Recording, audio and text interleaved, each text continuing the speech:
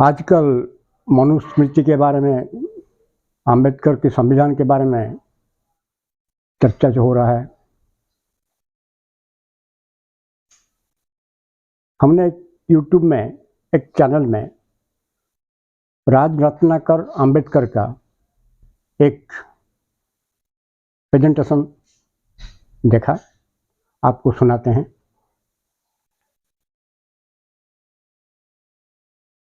बाबा साहब अंबेडकर जी का संविधान इन लोगों को क्यों नहीं चाहिए? इस संविधान में आर्टिकल 13 है।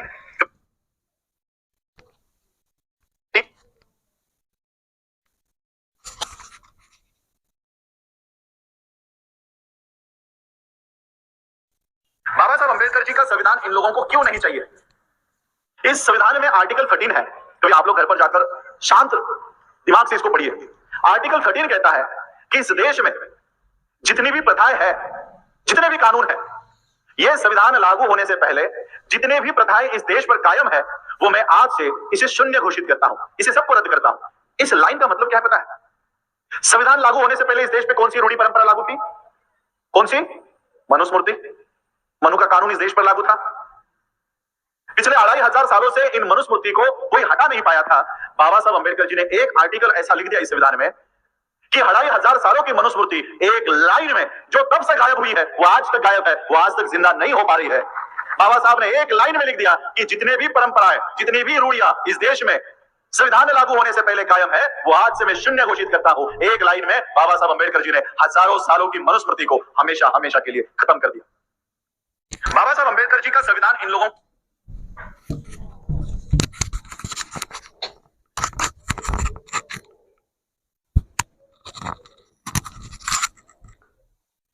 तो आपने सुना, राज रत्नाकर अंबेडकर, जो कि great grandson of B.R. Ambedkar के हैं, उन्होंने कहा कैसे बाबा साहब संविधान की आर्टिकल 13 में एक स्ट्रोक में मनुस्मृति को खत्म कर दिया।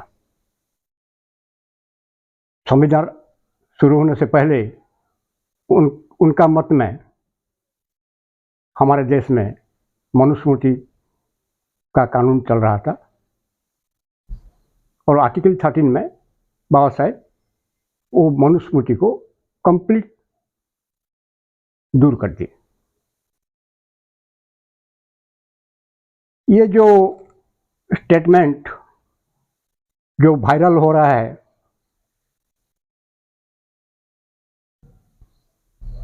हमें मजबूर किया आज ये स्टेटमेंट के ऊपर कुछ स्पष्टीकरण जनता को दे दे। हमारे दर्शक को हम ये संविधान के वो आर्टिकल 13 के बारे में थोड़ा चर्चा करेंगे और मनुस्मृति भारत में कब चल रहा था कानून के हिसाब से, हम आज इसी के बारे में भी थोड़ा चर्चा करेंगे। दर्शक बंधु, आपको याद होगा 1947 अगस्त 15 के पूर्व भारत में अंग्रेज शासन चलता था।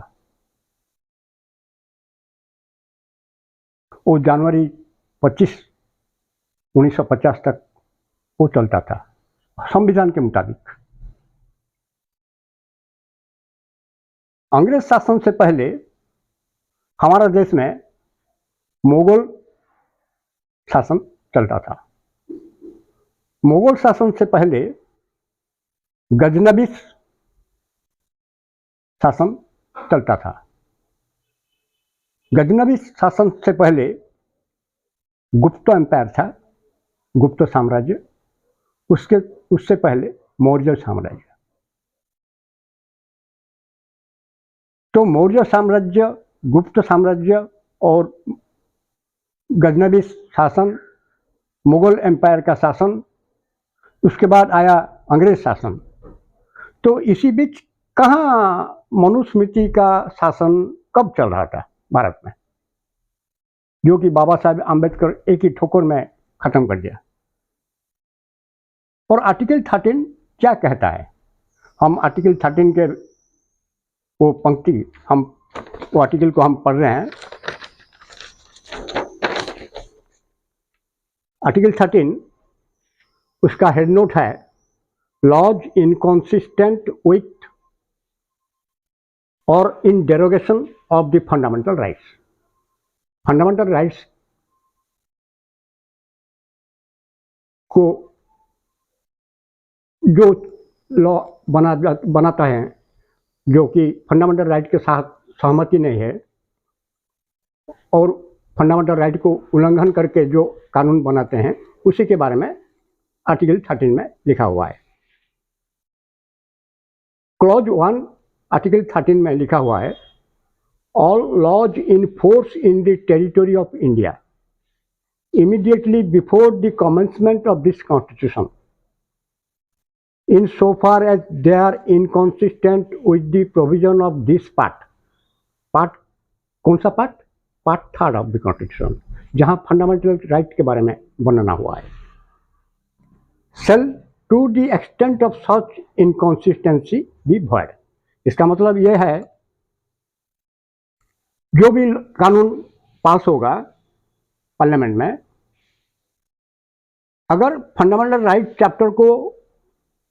चैप्टर में दिया गया जो राइट्स का वर्णना है उसी को अगर वो उल्लंघन करते हैं या ओवरराइड करते हैं और इनकंसिस्टेंट है, सामंजस्य नहीं रखते हैं, तो उसी कानून को रद्द कर दिया जाएगा संविधान के मुताबिक। अब ये कानून जब संविधान शुरू होने से पहले जो चल रहा था, वो कौन सा कानून के बारे में हमारा संविधान में वर्णना है, वो क्लॉज 3 में लिखा हुआ है आर्टिकल 13 में। Laws includes ordinance, order, bylaws, rule, regulation, notification, custom और usages having in the territory of India the force of law. जो ऑर्डिनेंस, जो ब्रिटिश गवर्नमेंट जो ऑर्डिनेंस बनाते थे, नोटिफिकेशन करते थे भारत के शासन के लिए, और हमारा समाज में जो प्रचलित था कस्टम, यूसेजेस, वो कानून के वर्णना के मुताबिक आता है। और कौन सा लॉ फोर्स में था भारत में, ये भी आर्टिकल 13 का क्लॉज 3 सब क्लॉज बी में लिखा हुआ है laws in force which includes laws passed by a legislature or other competent authority in the territory of India before the commencement of the constitution। तो संविधान शुरू होने से पहले जो भी कॉम्पिटेंट अथॉरिटी भारत के शासन भाग लिए थे और जो पार्लियामेंट, जो लेजिस्लेचर था, उसी के बनाया हुआ कानून हमारे देश में लॉ इन फोर्स के संज्ञा के वर्णना के मुताबिक है। और आर्टिकल 13 का क्लॉज 4 में लिखा हुआ है nothing in this article shall apply to any amendment of the constitution made under article 368। तो संविधान में 368 में जो पावर दिया गया है हमारा लेजिस्लेचर को, पार्लियामेंट को, पार्लियामेंट अगर कोई भी कानून बनाता है, उसी के लिए ये प्रोविजन, ये जो प्रतिबंध लगाया गया है आर्टिकल 13 में क्लॉज 1 में, वो प्रतिबंधक लागू नहीं हो सकता। इसका मतलब पार्लियामेंट कुछ भी कर सकता है और फंडामेंटल राइट को डिफाइन भी कर सकता है, रीडिफाइन भी कर सकता है, और कस्टम को भी वो कुछ हद तक कंट्रोल भी कर सकता है। तो मैंने पढ़ा आर्टिकल 13 को, आपको सुनाया, तो कहीं भी मनुस्मृति के बारे में यहाँ कोई वर्णना नहीं है, वहाँ कोई उल्लेख नहीं है। तो राजरतन जी ये जो प्रचार कर रहे हैं अंबेडकर एक ही स्ट्रोक में आर्टिकल 13 में मनुस्मृति को, अरे मनुस्मृति तो था ही नहीं। भारत में इंग्लिश शासन से पहले पूर्व मुगल शासन से पूर्व गजनवी शासन, उसके पूर्व गुप्त शासन और मौर्य शासन। मौर्य शासन चल रहा था भारत में 322 before Christ to 185 before Christ, ख्रिस्ट पूर्व। तो 2000 साल में कहीं भी उल्लेख नहीं है कि हमारे देश में मनुस्मृति चलता था कानून के हिसाब से। मनुस्मृति मानव धर्म शास्त्र है।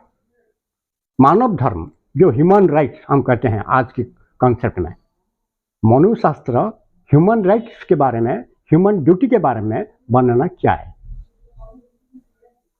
समाज को एक श्रृंखलित समाज बनाने के लिए मनुस्मृति में वो सब बनाना दिया गया है।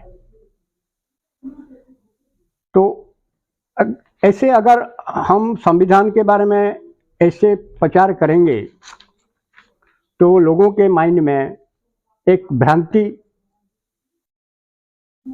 पनपने लगेगा और लोगों के मन में संविधान के ऊपर जो भरोसा है वो भरोसा भी डगमगाएगा। हमारा मुख्य उद्देश्य था आज इस प्रेजेंटेशन के बारे में, राजनाथ राकर जी जो प्रेजेंटेशन दिया उसी के बारे में थोड़ा स्पष्टीकरण देने के लिए और आपको कोशिश किया हमने समझाने के लिए।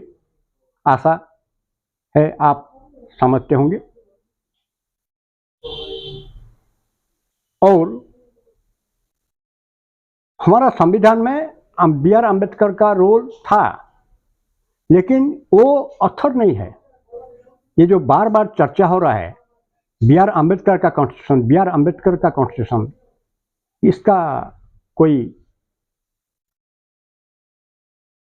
जेन्युइन नहीं है, ये जेन्युइन नहीं है। संविधान सभा में 298 मेंबर्स थे।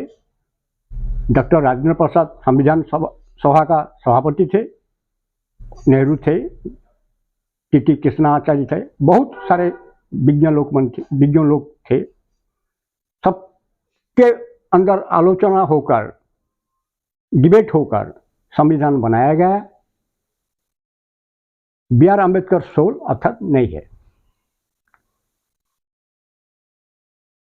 वी दी पीपुल नहीं लिखा हुआ है, आई बी आर अम्बेडकर। दर्शक बंधु, हमारा उद्देश्य आप समझते होंगे